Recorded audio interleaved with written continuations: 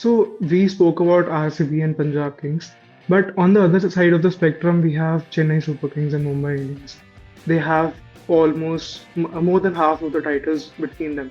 So what are they doing this right? Is it just the momentum that they got from the first few titles, or is there something that they are doing absolutely better than others, which is helping them stand out, helping them dominate? Yeah, well, let's look at Chennai Super Kings for a start. I mean, Hmm. obviously MS Dhoni's still in the team. He's not captain now, but Yeah, Stephen Fleming and MS Dhoni have been there since IPL 2. So that it's still owned by the same team, still the yeah, same management group. So you've basically got so much consistency there. And I guess a yeah, true test of that is there's been times where CSK have had terrible years.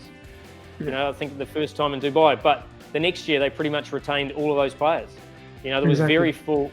So they were able to go, well, okay, we had a poor year, but we still trust the process, and we know that we've learned from it. Absolutely, we're not going to neglect it, but we're the right people to turn it around.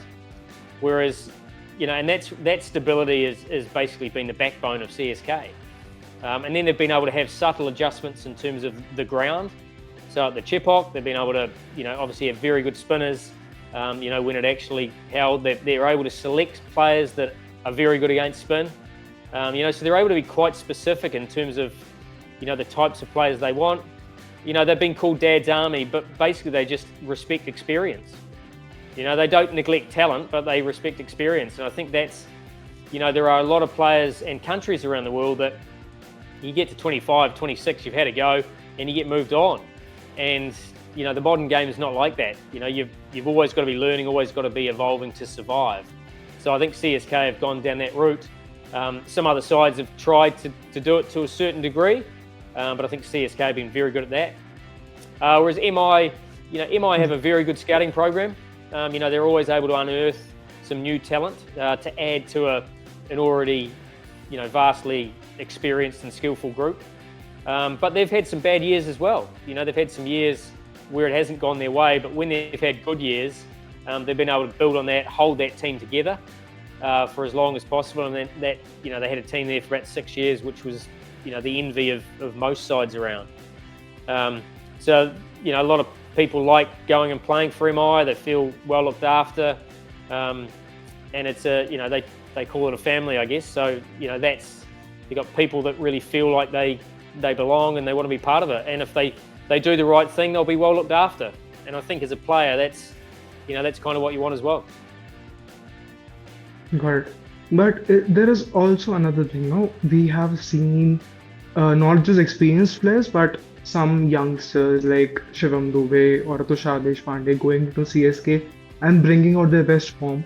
While there's a running joke about teams like RCB and Punjab Kings where we see players coming out of them and doing better. So what is it? Is it the environment, or is it just about the right kind of people getting the right kind of these players?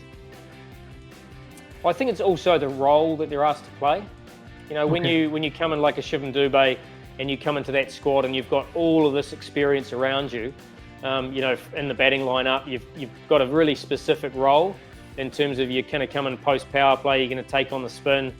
So by having that group of players around them, you've been able to narrow down what he's going to be exposed to, and then as he gets more confidence in terms of banging the spinners out of the park, he knows that seamers are going to come back and bounce him. So he's able to deal with that now way better than he ever used to.